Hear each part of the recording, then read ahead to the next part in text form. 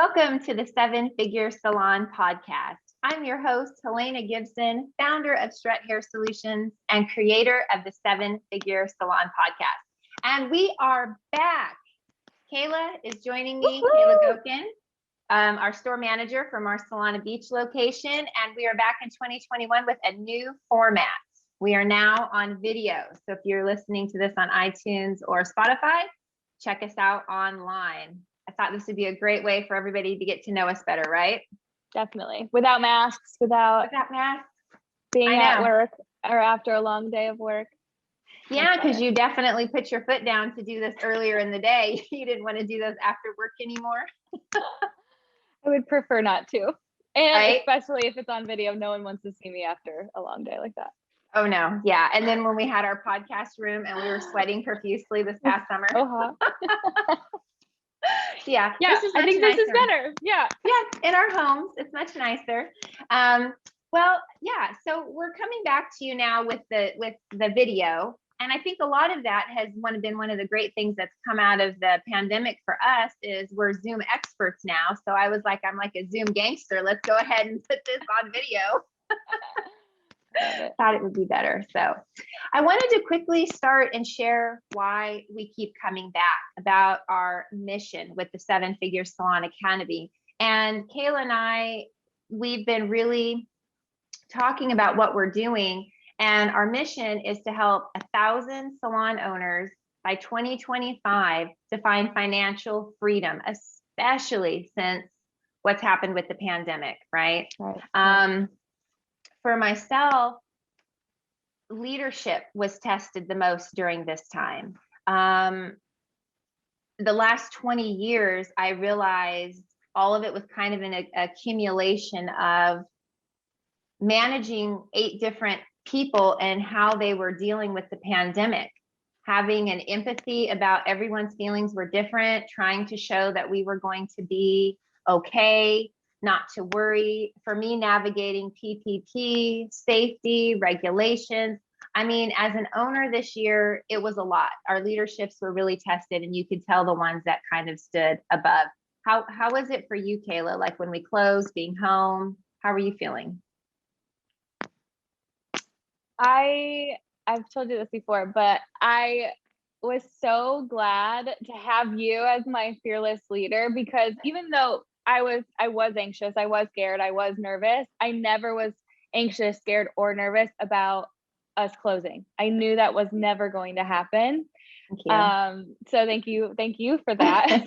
You're welcome. I cried in the car. Yeah, our silent tears somewhere. Yeah, the silent tears. I just felt like I didn't know what the future looked like, with the new changes and things that we would have to and need to implement, but I knew that we were going to be okay. Thank you. Yeah, I think that's what the most important was for salon owners, was to make sure that their teams knew.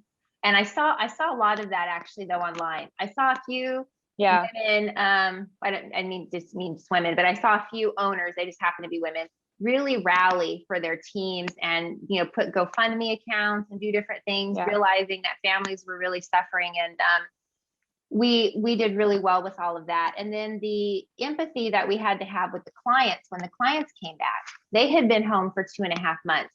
We actually built in an extra 15 minutes just to socialize with the client, where we talked about, you have to make sure that there's a human side to this now. It wasn't just a transaction, right? Yeah, and they have to receive like an experience. This is their one place they might not have even, gone to the grocery store. This is the one place that they are choosing to go to and spend money and be out of their home or out of their, safety little bubble. Yep. So I think it was all about creating a safe environment for them, where it turned customer service truly into a customer experience, which is what we always talk about. But I mean, we really had to like put our money where our mouth was and make that happen for each and every client coming in. Yeah, I think everybody grew. In my opinion, I think all of my team really leveled up. We'll talk about this later. This actually goes with our topic for today, but with our staff meetings and so forth, which we've always talked about, but we really rallied into those and changing things around. But this goes back to helping the salon owners that right now people are going to need support and help navigating through all this more than ever, and especially financially, because I feel like this really showed who actually, you know, that saying where they said you had to have like 6 months of business finances put away. You saw who really was there, who built that strong foundation, because a lot of times in beauty school, well, not a lot of times, I don't think really in any beauty school, they don't teach the fundamentals of business, and that you have to have that safety net because you never know for that rainy day. And the last rainy day I had was in 2008, which we survived. Oh, and I forgot, that's what I used to tell you guys. I said, I made it through 2008, 2011, we'll make it through this. Exactly. Yeah, I feel like, I mean, this program and this entire idea was already needed pre-pandemic. And so it really just is making it that much more necessary, and, you know, to get these helping other salons really get back on their feet, or whatever it may be, you know, depending on their situation now. Yeah. Well, now everybody sees how important, that foundation is. Sure. Yeah. Well, and then, so that goes into our topic today about New Year's resolutions, which I know a lot of people hate the word resolutions, which I kind of do as well, because most people fail at them. But you can call it goals, you can call it targets, outcomes. I mean, whatever your word is, but most business owners set some kind of target for the new year.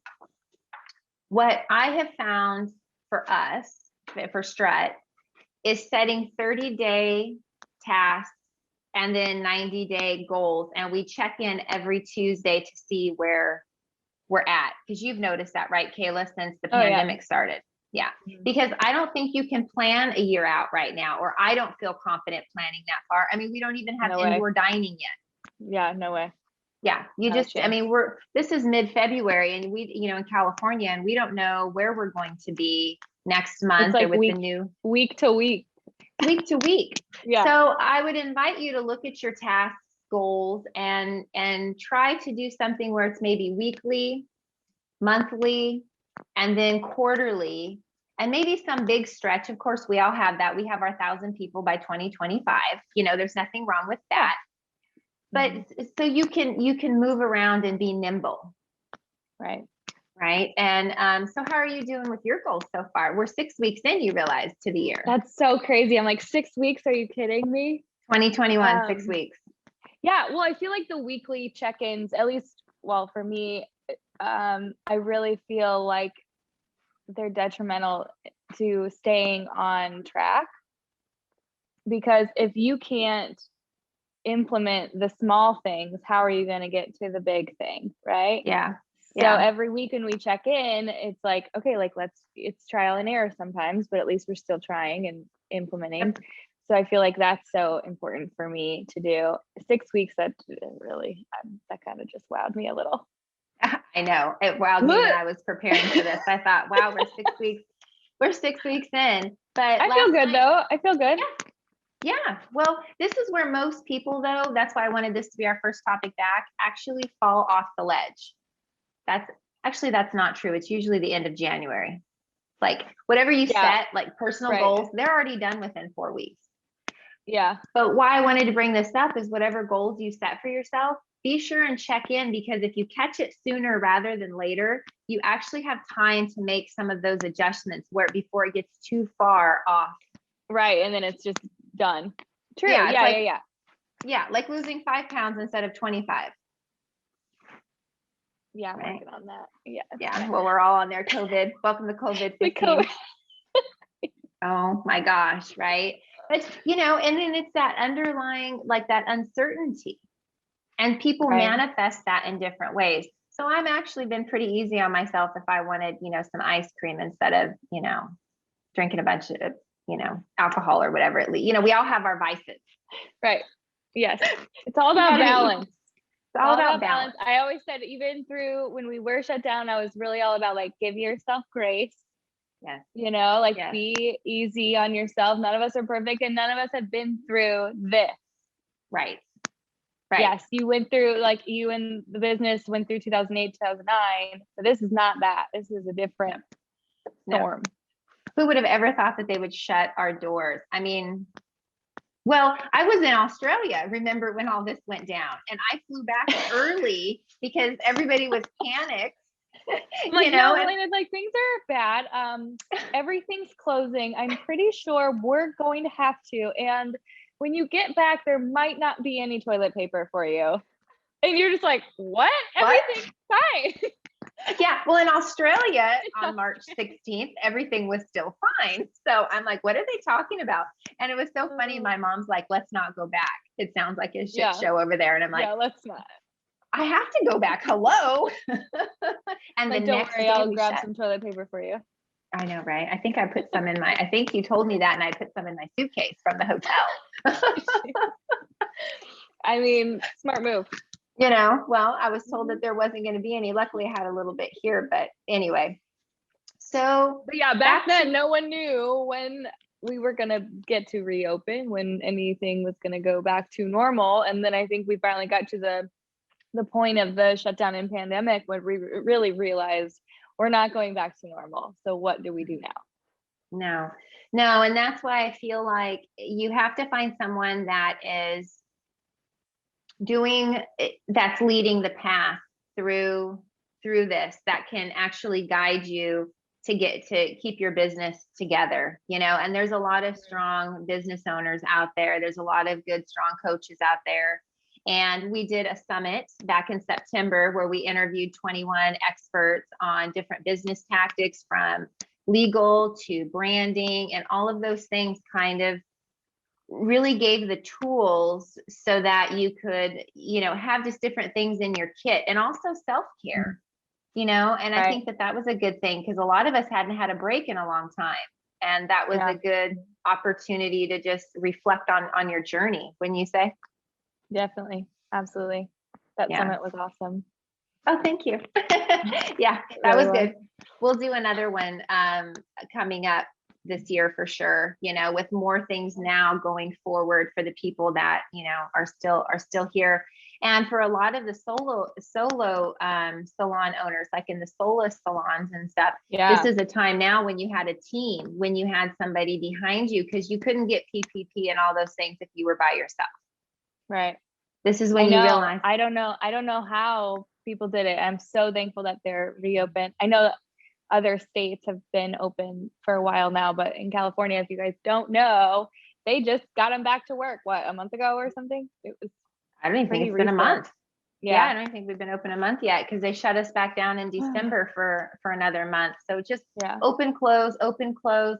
So I'll leave you with some final thoughts on that. My thoughts would be to look at what your goals are, your tasks, outcomes, whatever you want to call it, because you have to have some. If you don't have an outcome or something of where you're going, you could just end up anywhere, right? You have to have, and Kayla and I do this a lot. We probably every quarter, I start harping on her. Okay, we need to sit down. We need to talk about what we're doing, so that way we know where we're going. Because I feel like too many people flounder on that, and they don't work on their business. They're so busy in it.